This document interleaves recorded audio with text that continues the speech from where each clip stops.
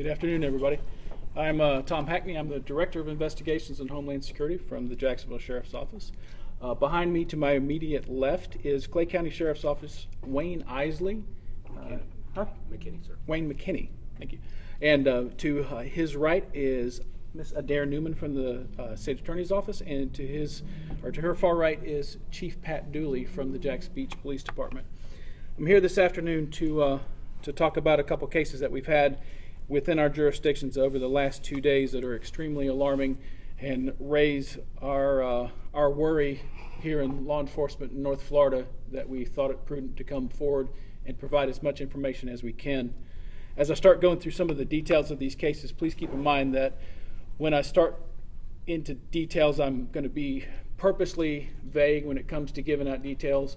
One of the cases for sure involves a sexual battery, and I have no intentions of doing anything that would identify the victim in that case. She's been through enough, as you'll hear. I don't want to put her through anymore. Both the victims in these cases are aware that we're going to talk about them this afternoon.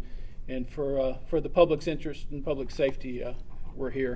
So on Sunday afternoon, July 24th, this past Sunday, at around 11:30 a.m. out at Jax Beach in the south area of Jax Beach, our subject, who's photographed here, is Brian Eugene Fogerty, and we've put some information out on him earlier today and over the past couple days.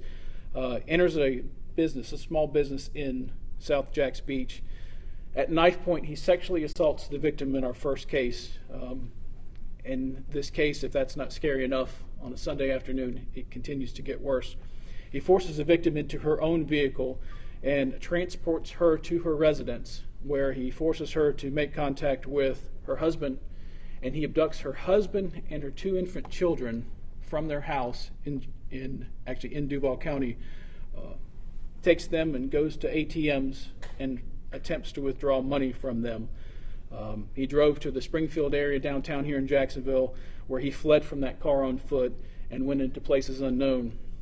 That was enough for this area to have, and if that wasn't enough, then last night yesterday afternoon around 2:30 p.m., our same subject on the west side of Jacksonville, he forces his way into a residence there, and there's occupied by a single female. Once he's inside there, he robs her of jewelry and cash, and along the same method that he had used before, he forces her into her vehicle, and they drive to an ATM to withdraw money.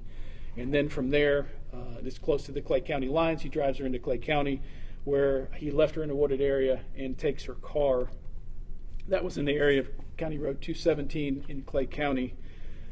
That is the last that we know he's victimized anybody. According to today, we found this information out in these photographs. These are from the ATM yesterday afternoon. We've put information out on him, and from time to time, as these cases come forward involving dangerous individuals, we will put that information out to the public. You see myself standing here with representation from several different law enforcement agencies. This is serious enough and scary enough that we're coming forward in a manner such as this. I need people to be scared. I need people to be aware of this guy. He is desperate. His acts are desperate. If you notice, it's kind of hard to see in here, but he's got an infection of some sort on his face. His nose is extremely bulbous, and it doesn't show as well in that picture as it is. And it's moving up into his eyes. He's got his left eye that's almost swollen shut, and his right eye is working his way towards there. So whatever he's got growing on his face, it's not good, and it's getting worse. His behavior is getting worse. His actions are becoming more and more desperate as it goes. We are pulling out all the stops when it comes to finding this guy. The U.S. Marshal Service has been working with us since early on in this case to try to locate him. And again, we're pulling out every stop that we can, every trick in the book that we can figure out to do. Crime Stoppers can help. You can remain anonymous with information about him. This afternoon around 3 o'clock, 3:30, over on the west side of Jacksonville near Commonwealth and Edgewood, in that general area, he tried to get a cab, didn't have money for a cab, and the cab driver refused to take him. So in that last couple hours, he's been in that area. I worry because of as desperate as he is. He shows up to the beach. It actually was on his birthday.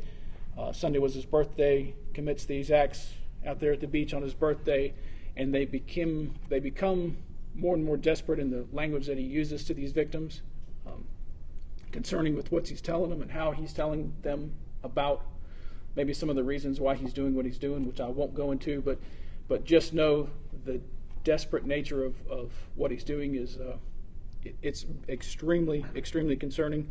It looks like, from what one of the victims said, the growth on his nose or whatever he's got going there on his nose, he's had somebody try to maybe lance it or try to relieve some of the pressure there. So it's not impossible that somebody who works in the healthcare profession may have seen this guy to try to find some medication for himself.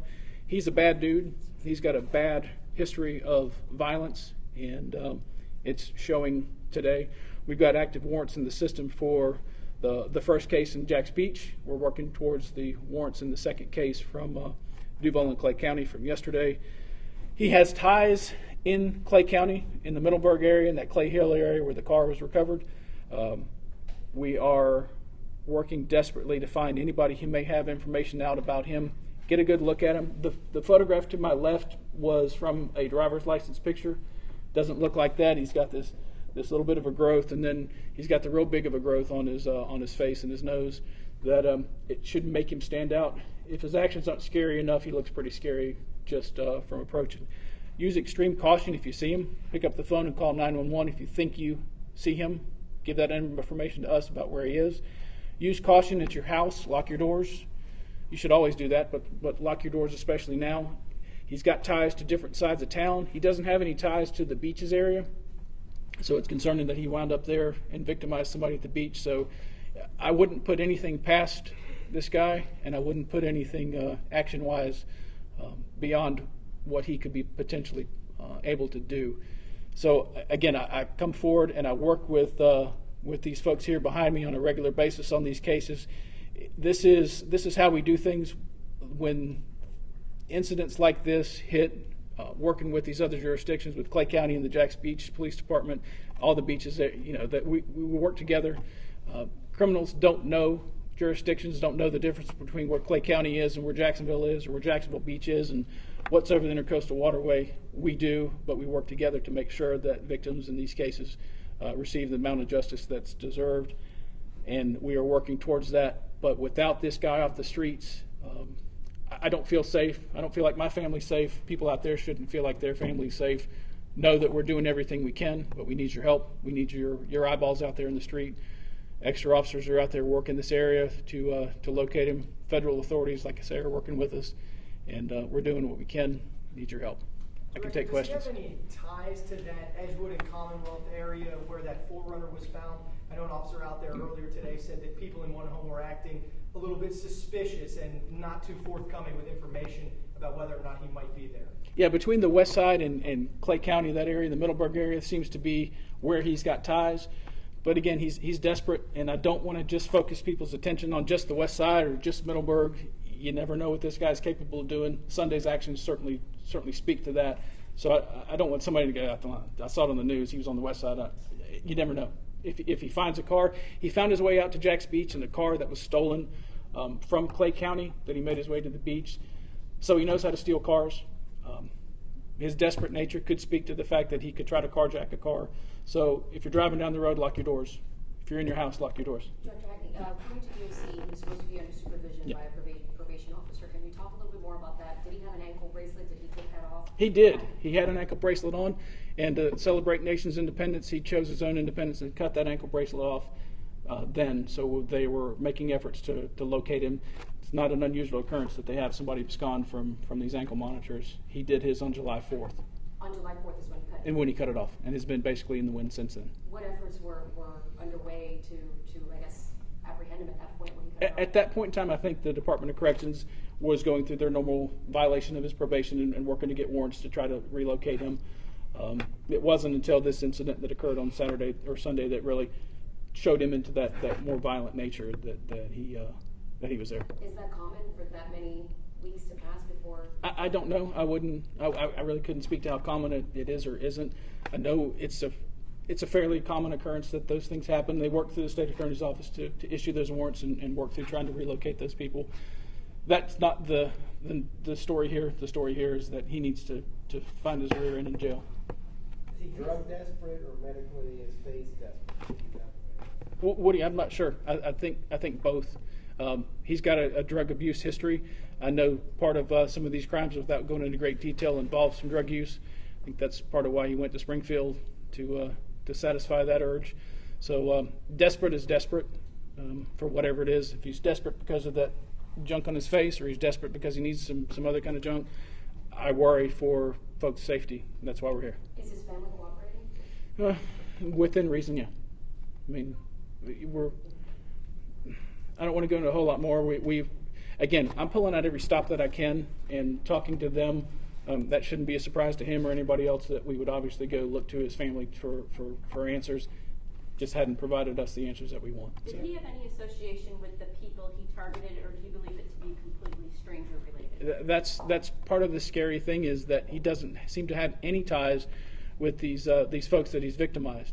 And they're seemingly random. No connection between the two victims that we've had in this case. No connection between him and them. Certainly no geographical connection when you start looking at these things. And that's, again, this scary is about the best word I can use for it. Scary and desperate, and those two things together, that's bad news. Could he have done this more than, we're talking about these two incidents here, could he have done this more times? We're looking at that as well. We haven't had anything of this similar nature before the incident Sunday afternoon. So I don't feel like anything that's going to be tied to him is going to be outside of this Sunday window that's there. But one's too many, two's pretty darn bad, and I don't want there to be a third. Was there extra officers on the street, and what was he last wearing? He was last wearing. It's a good question, Willie. Thanks. He had a white T-shirt on with off blue pants, whatever off blue is. I don't know if that's a medium blue or whatever, but that's how it was described. So that was this afternoon. Here doesn't appear to have any kind of hat on. There is a hat in this picture, but from this afternoon there was no mention of a hat. So I think the nose would stand out before the hat, and I've kind of put emphasis on that because from everything we've heard from folks who've laid eyes on him here, that this is what's going to hit you first is that very thing, and I hope that's all that hits him. Hospitals have been notified too. Yeah, we worked again. Putting this information out through the media here is important to us. That somebody who maybe we hadn't contacted to try to get the information out, he's going to probably seek medical attention because it seems to be gradually getting worse. As it was described Sunday, it wasn't as bad as it was described yesterday afternoon, and then it keeps getting worse. So, has he been communicating with anybody? You don't know. He's had some communications throughout the last day or so, but again, that's part of what we're doing, and I don't know if I could hurt what I'm trying to do with locating him by talking more about that. So, Do we think he might have fled town, or do we think he might be in a certain area other well, than Jacksonville? I mean, as of around 3 o'clock, an hour and 45 minutes ago, he's on Jacksonville's west side, looking to get out, looking for a cab ride out. I said it before, I don't know where he's going, and I don't want him to come to somebody who's within earshot or eyeshot of me saying this. Where did he tell the cab driver he wanted to go? Did he tell you guys? No, it was non-specific, just looking for a ride, didn't have the money, cab driver took off. So, Any indication anybody's helping him, and if so, what would they be facing? well, a heap load of trouble. I mean, if you're assisting this guy in what he's doing and not getting caught, we're looking for you next. So don't do that. Pick up that phone. There's money in it for you. It's $3,000 from Crime Stoppers with these kind of things.